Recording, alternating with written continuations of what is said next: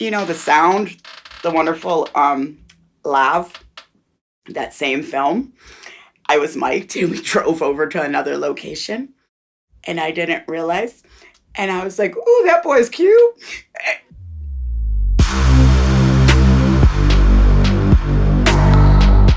We could talk about, I got footage from when Freddie Robinson from Love and Hip Hop, I had to kiss him in a scene.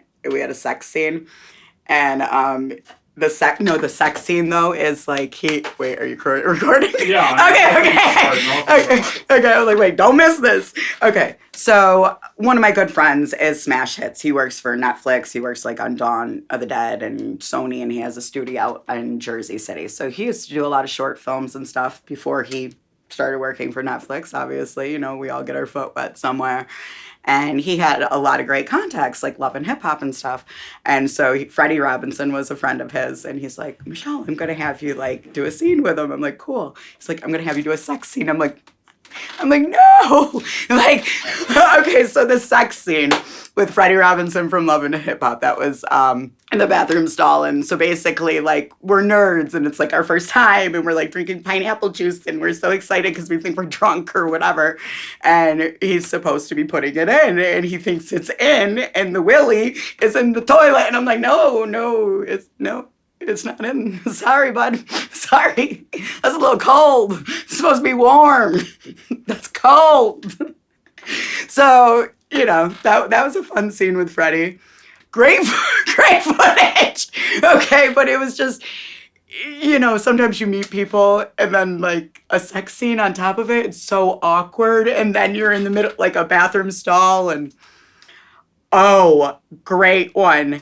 Alonzo. So there's this guy, Alonzo, who's a former police officer, and we were doing, it was called Jersey City. Yes, it was called Jersey City. And so anyways, the film is with Safaree.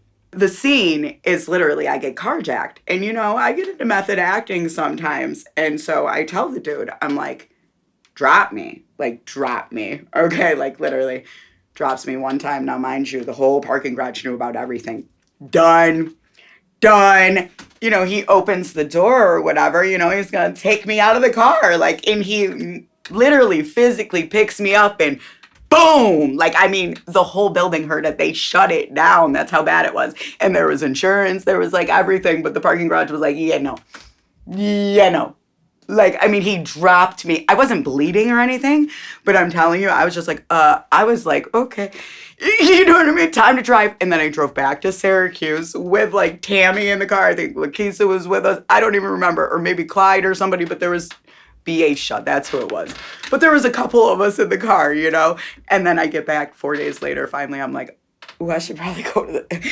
And they're like, you should report that. I'm like, no, I don't want to do that because I didn't want to, cause the film an issue or...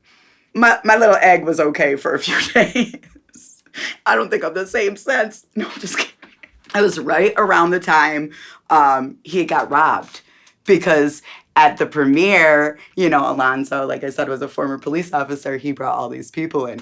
On that same set, I brought Tammy with me because Tammy was my business partner at the time and I got her in that film or whatnot. And, the sound, the wonderful lav, that same film, I was mic'd and we drove over to another location and I didn't realize. And I was like, ooh, that boy's cute. And then we got back. I was like, oh, you heard all that? Sugars are now all the time. I'm always checking, am I still mic'd or whatever. So, but that was fun. He actually is still doing a bunch of films. So, yeah.